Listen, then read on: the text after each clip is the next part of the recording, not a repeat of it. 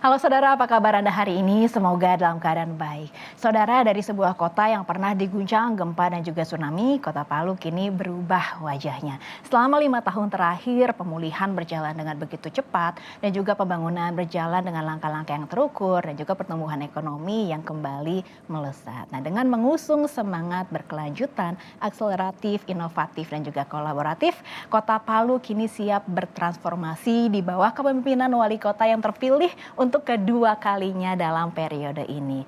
Lantas bagaimana strategi untuk mengintegrasikan 88 program prioritas dan juga bagaimana sinergi dan juga komitmen wali kota terpilih untuk menjadikan Kota Palu sebagai kota yang layak huni, berdaya saing dan juga menjadi sentra pertumbuhan di Sulawesi Tengah. Kita akan bahas selengkapnya selama 30 menit ke depan bersama saya Egit Hapsari hanya di Bincang Kita.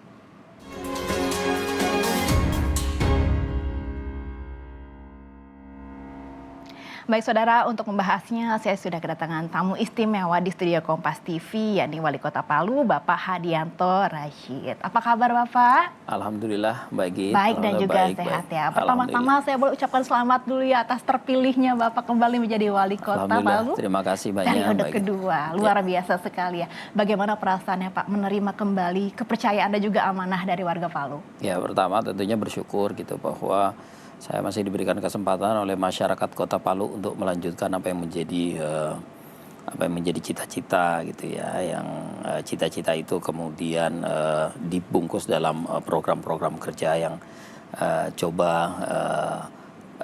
kami tawarkan kepada masyarakat, dan alhamdulillah berdasarkan tawaran-tawaran program kerja itu yang kemudian masyarakat kemudian memberikan kesempatan kembali. Jadi tentunya ini adalah sebuah kehormatan yang begitu luar biasa diberikan oleh masyarakat Kota Palu serta kepercayaan yang sangat besar ya, bagi saya untuk kemudian bisa mengawal pembangunan Kota Palu dalam 5 tahun ke depan. Kalau dari periode pertama 2021 sampai 2025, apa capaian yang paling Bapak banggakan? Saya tidak tahu ya, karena kalau menilai hal tersebut ya sama saja saya kemudian menilai diri sendiri gitu. Maka masyarakatlah yang menilai gitu.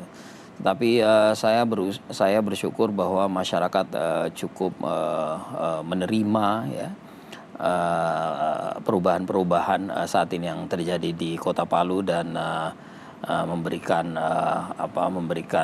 signal ya, petunjuk kepada saya khususnya dan kepada seluruh tim dan kepada OPD untuk bisa menguatkan kerja-kerja yang sudah dijalankan saat ini.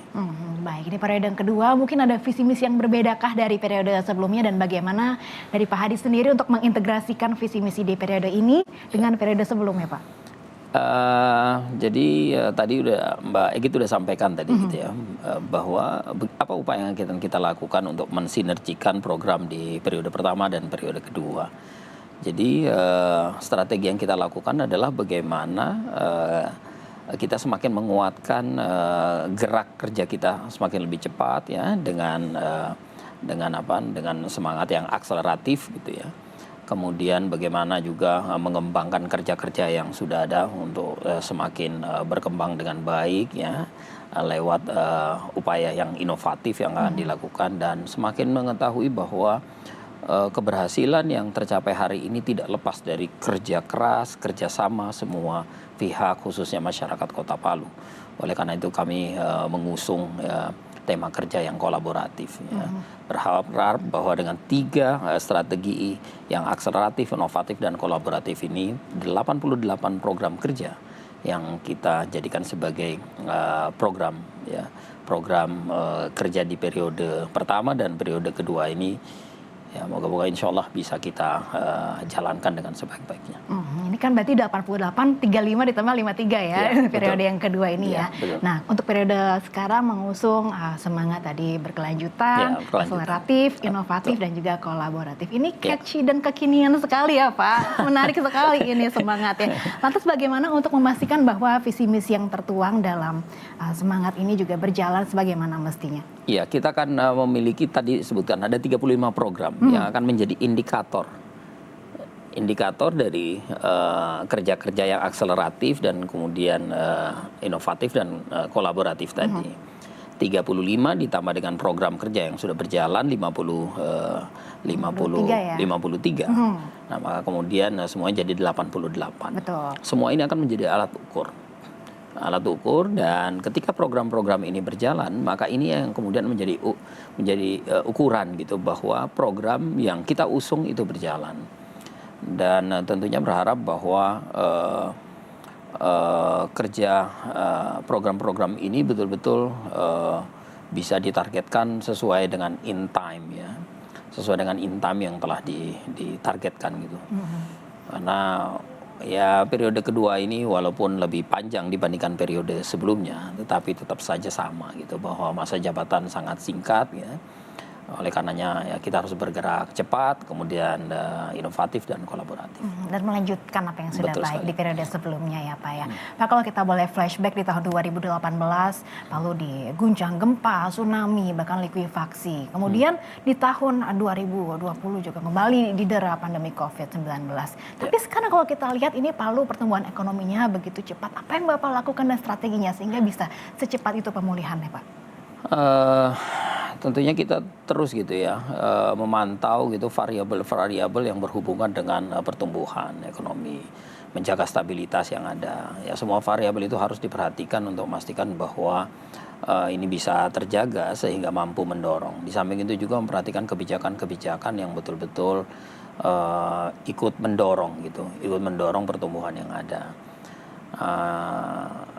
Sehingga ya, masyarakat betul-betul terstimulus ya dengan kebijakan yang dikeluarkan oleh pemerintah, perhatian dikeluarkan pemerintah, dan memastikan juga bahwa langkah-langkah yang diambil oleh pemerintah betul-betul menguatkan upaya kondusivitas ya di Kota Palu. Karena kami memiliki keyakinan bahwa menjaga Palu semakin kondusif berarti sama halnya gitu, menjaga market, menjaga semua hal bisa berjalan dengan baik.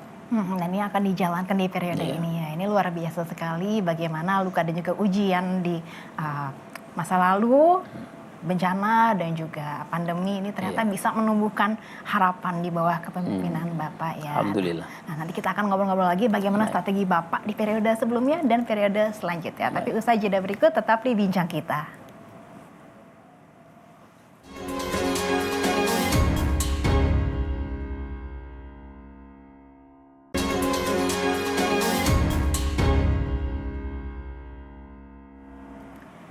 Anda masih menyaksikan Bincang Kita Saudara dan kami masih ditemani oleh Wali Kota Palu Bapak Hadianto Rashid. Pak Hadi, tadi kita sempat ngobrol di periode pertama Bapak ada 35 program prioritas. Di periode 53 tambah 35. Tambah 35. Jadi total 88 88 program prioritas. Nah, ini kan bukan jumlah yang sedikit. Bagaimana strategi Bapak supaya 88 program prioritas itu bisa terintegrasi dengan baik, berjalan efektif dan juga tepat sasaran, Pak? Iya. Jadi kita bicara terkait dengan kolaboratif. Ya, memang kalau kita melihat dari jumlah program kerja ya di periode pertama yang jumlahnya 53 dan saat ini 35 dan kemudian terakumulasi menjadi 88, serasa bahwa kayaknya pekerjaan itu begitu banyak gitu, program kerjanya begitu banyak. Dari angkanya gitu dari ya? angka gitu ya. Padahal menurut saya tetap aja sedikit gitu. Karena kita memiliki 42 perangkat daerah. Ada 42 organisasi perangkat daerah yang dimiliki oleh pemerintah Kota Palu. Jadi kalau dari 88 kemudian divided into dibagi ke 42 berarti rata-rata setiap organisasi perangkat daerah atau OPD itu hanya memiliki 2 program kerja. Ya, 2 program kerja yang harus mereka pastikan bahwa itu bisa berjalan. Nah, sehingga kalau kita bicara 2 program kerja dengan timeline 5 tahun ya, atau timeline periode pertama hanya 3,5 tahun gitu, sudah cukup untuk mengantarkan kerja-kerja yang bisa membawa goal gitu ya, terkait dengan program kerja tadi.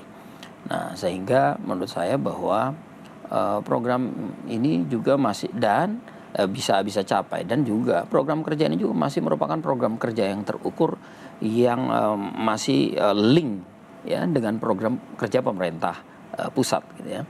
Kalau kita berbicara tentang beberapa sektor gitu yang menjadi perhatian kita, sektor ekonomi, kemudian sumber daya manusia, kemudian lingkungan, kemudian pendidikan, kesehatan, ya, kemudian juga pemerintah sendiri penguatan perbaikan sistemnya semuanya masih link and match gitu dengan pemerintah pusat. Penguatan ekonomi, kita bicara tentang penguatan ekonomi masyarakat lewat UMKM.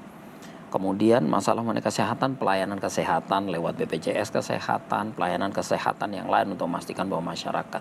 Masalah pendidikan juga begitu, program beasiswa masih link gitu. Kemudian program lingkungan.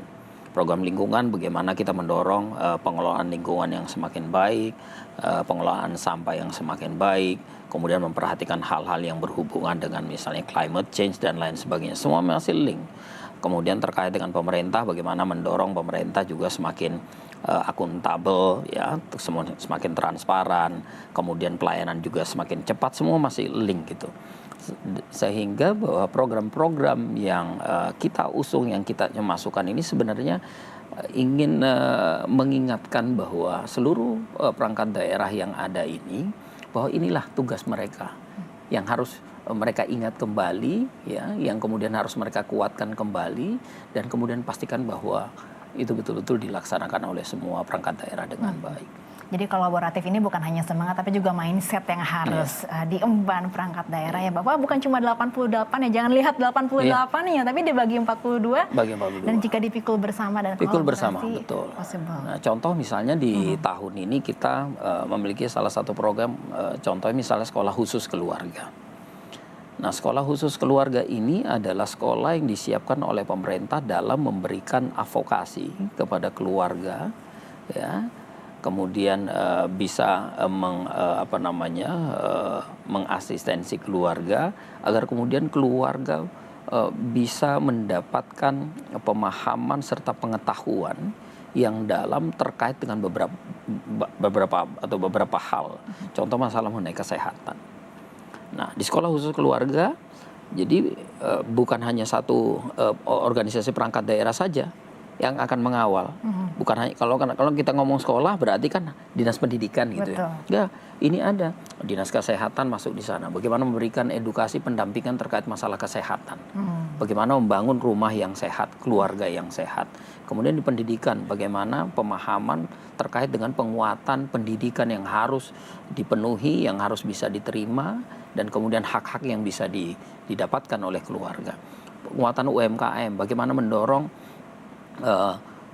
kemandirian daripada rumah tangga ini agar supaya mampu gitu, ya, menjadi keluarga yang entrepreneur. Kemudian juga ada perindak di sana bagaimana mendorong rumah tangga ini bisa menjadi home industry, ya. Kemudian juga masalah mengenai DP3A terkait dengan perlindungan anak dan ibu atau perempuan, ya, terkait dengan kekerasan rumah tangga. Kemudian juga ada di sana juga Kemenak juga ikut, ya, terkait dengan bagaimana membangun sebuah keluarga yang religi. Nah, ini salah satunya kolaboratif lagi. Jadi program ini bisa berjalan karena kolaborasi. Nah, jadi 88, 35 atau 53, kemudian 88 secara akumulatif, menurut saya kerja yang memang harus dilakukan oleh pemerintah. Dan saya yakin itu bisa dilakukan dengan semangat kolaborasi. Juga sangat visible ya. Dan ternyata dengan program-program tadi seperti ya sekolah khusus keluarga dan juga untuk pendidikan, ini semua untuk membangun SDM warga Kota Palu yang bukan hanya berkualitas tapi juga berkarakter. Tadi Pak Hadi sempat menyinggung soal UMKM. Nah, ini saya mau kasih selamat lagi karena banyak prestasinya. Di beberapa waktu lalu di sebuah kegiatan Bapak dinobatkan sebagai Bapak UMKM Kota Palu. Selamat Bapak. Terima kasih banyak. Saya penasaran apa yang Bapak lakukan untuk memastikan pertumbuhan ekonomi bisa melesat secara on track. Jadi saya tidak tahu, ya, itu tadi bukan saya yang menilai, masyarakat yang kemudian menilai. Memang ada beberapa lompatan-lompatan yang kita lakukan. Contoh misalnya kawasan-kawasan yang tadinya merupakan kawasan kumuh, kawasan pembuangan sampah, kemudian kita ubah gitu menjadi kawasan kuliner, kawasan UMKM. Ya, kemudian kita juga memanfaatkan ruang-ruang yang tadinya tidak produktif menjadi ruang produktif, dan kemudian juga pemberian bantuan kepada masyarakat UMKM setiap tahunnya juga cukup ini ya. Setiap tahun kita hampir salur sekitar 2.000, Mbak. 2.000. Banyak juga ya, Iya, Pak ya? 2.000 bantuan tunai yang kita salurkan kepada masyarakat, kepada masyarakat UMKM kita.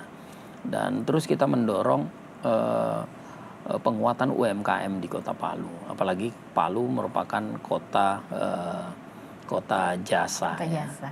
Karena kota jasa maka berarti identik adalah pelayanan. UMKM merupakan salah satu sektor pelayanan, ya, pelayanan gitu, service yang harus didorong terus pertumbuhannya agar supaya ketika masyarakat atau orang atau pengunjung datang ke Palu, maka mereka merasakan pelayanan yang ada di kota Palu. Ini ada prestasi Bapak yang lain nih ya, nih di periode pertama Pak Hadi kemarin akhirnya mendapatkan Piala Adipura pertama bagi Kota Palu. Apa yang Bapak lakukan dan akan lakukan untuk semakin menjadikan Kota Palu sebagai kota yang layak huni? Iya.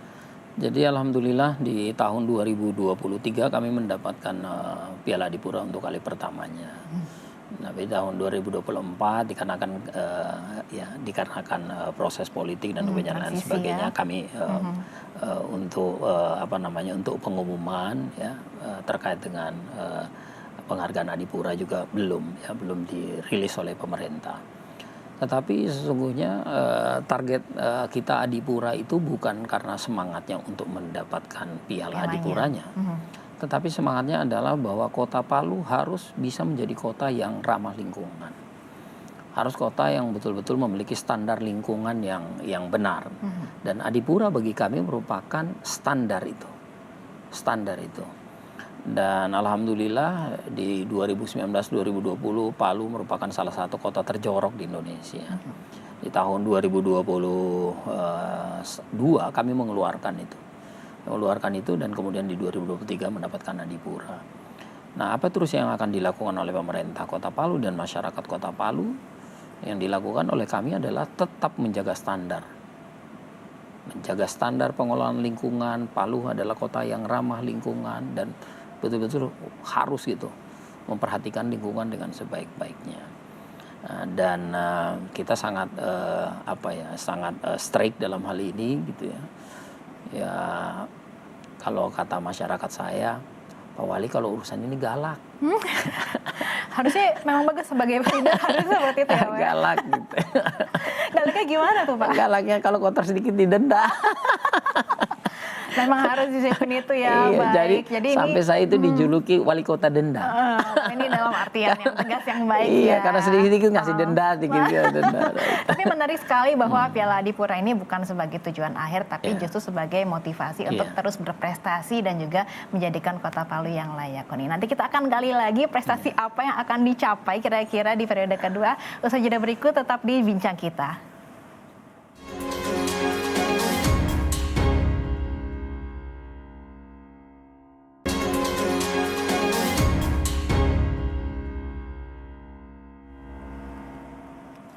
Terima kasih Anda masih menyaksikan Bincang Kita, Saudara. Masih melanjutkan obrolan kami mengenai Kota Palu dengan semangat yang berkelanjutan, akseleratif, inovatif, dan kolaboratif bersama Wali Kota Palu, Bapak Hadianto Rashid. Nah, tadi kita sudah membahas kurang lebih ada 88 program prioritas total di periode kedua kepemimpinan Pak Hadi ini.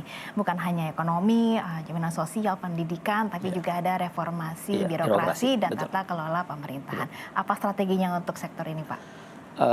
Ini merupakan kunci utama ya, kunci utama dalam mendorong perubahan di kota, karena kita tahu bersama bahwa pemerintah merupakan engine daripada perubahan itu. Maka berarti ya sistem dan tata kelola pemerintahan juga harus semakin kuat ya, semakin kuat. Nah, apa yang kita lakukan dalam upaya terus mendorong perbaikan sistem tata kelola pemerintahan Kota Palu, memastikan bahwa semua kami pegawai di lingkungan pemerintah Kota Palu harus mampu memenuhi standar kerja yang benar, standar kerja yang benar. Nah, apa yang dilakukan hari ini oleh kami adalah memastikan bahwa semua pegawai di lingkungan pemerintah Kota Palu harus mengetahui tusinya dengan baik. Harus mengetahui tusinya dengan baik, harus mengetahui tupoksinya dengan baik, dan kemudian memastikan bahwa TUSI itu dilaksanakan setiap hari, dilaksanakan dengan setiap hari secara terukur, secara terukur untuk memastikan bahwa target-target kerja per hari itu terselesaikan dengan baik. Nah, itu yang kita dorong lakukan hari ini, ya, lakukan hari ini kepada seluruh pegawai di lingkungan pemerintah Kota Palu. Nah, tetapi tentunya kita juga terus mendorong upaya perbaikan kesejahteraan pegawai, ya, bagaimana meningkatkan perhatian kepada pegawai di lingkungan pemerintah Kota Palu untuk terus bersemangat bahwa ketika mereka mampu mencapai target-target kerja dengan baik, maka mereka akan mendapatkan perhatian, imbal balik dari semua itu. Nah, itu yang kita lakukan saat ini. Dan ini harus tegas juga ya, bukan cuma galak soal kebersihan, tapi juga ke perangkat daerah juga harus disiplin begitu harus ya, Pak. disiplin. makanya kalau sekarang ya kadang-kadang pegawai bilang, Pak jangan terlalu sering sidak-sidak. Justru di situ keunggulannya, Pak. Nah, itu untuk pengembangan kualitas ASN-nya begitu ya, Pak. Memang perlu seperti itu. Lalu bagaimana untuk peningkatan pendapatan asli daerah dan juga digitalisasi layanan publik yang sekarang harus serba digital ya, Pak? Iya, betul. Alhamdulillah kalau untuk layanan digital, pertama di tahun 2023 kita sudah launching satu super apps kami yang namanya Sango Palu. Ya. Dalam aplikasi Sango Palu ini hampir semua layanan masuk. Layanan kesehatan masuk. Dalam layanan kesehatan masyarakat sudah boleh gitu ya sudah bisa meminta untuk bisa mendapatkan layanan visit gratis dari dokter. Masyarakat sudah bisa terhubung langsung dengan rumah sakit tanpa harus gitu datang ke rumah sakit, daftar dan lain sebagainya. Masyarakat sudah bisa mendapatkan akses lewat Sango Palu untuk mendapatkan untuk bisa menggunakan ambulans secara gratis.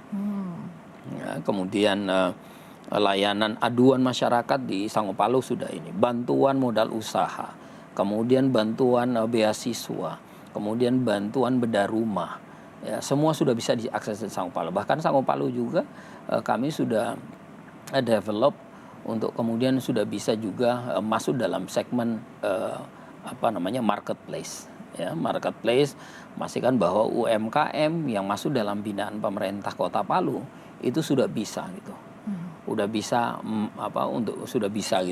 menggunakan marketplace Sango Palu untuk kemudian memasarkan produk-produk mereka. Dan kita terus mendorong pelayanan yang lebih prima untuk memastikan bahwa pelayanan kepada masyarakat betul-betul bisa cepat gitu. Luar biasa sekali program-programnya, Pak. Nah, tentunya program ini akan berhasil bukan hanya dengan kolaborasi Bapak dan perangkat daerah, tapi juga dengan kerjasama warganya. Apa pesan Bapak kepada warga Kota Palu untuk menyukseskan tadi juga disinggung itu terkait dengan PAD tadi ya. Iya. Nah, kita juga mendorong itu, kita sangat paham bahwa daerah ini mau maju, maka tentunya dibutuhkan energi yang besar. Pengelolaan potensi pendapatan daerah lewat potensi asli daerah, nah, itu harus betul-betul bisa menguatkan upaya pendapatan itu. Dan kita berusaha terus untuk memastikan bahwa ini bisa dicapai. Dan tentunya semua itu akan bisa capai ketika masyarakat Kota Palu ya betul-betul juga terlibat aktif dan besar dalam hal ini. Dan saya yakinkan kepada seluruh masyarakat Kota Palu di kesempatan ini bahwa yakin bahwa apa yang dilakukan oleh pemerintah hari ini, pemerintah Kota Palu hari ini tujuannya adalah bagaimana mendorong percepatan pembangunan di Kota Palu. Karena tanpa dukungan daripada masyarakat Kota Palu, tanpa kolaborasi dari semua kita dan kemudian tertibnya kita dalam menjalankan dan mengikuti aturan yang ada, pasti hal ini akan sulit dicapai. Tapi ketika kita mau dan mampu mengikuti dan menjalankan sesuai dengan baik, saya yakin kita akan bisa mencapai apa yang menjadi cita-cita kita bersama. Semangat kolaboratif juga mengusung warga juga ya, Pak. Terakhir, apa harapan dari Pak Hadi sebagai wali kota di periode kedua terhadap Kota Palu untuk 5 tahun ke depan? Ya, harapannya bahwa moga-moga saya bisa mengemban amanah ini dengan sebaik-baiknya, ya, bisa mendeliver semua program kerja ini kepada proses akhir. Ya.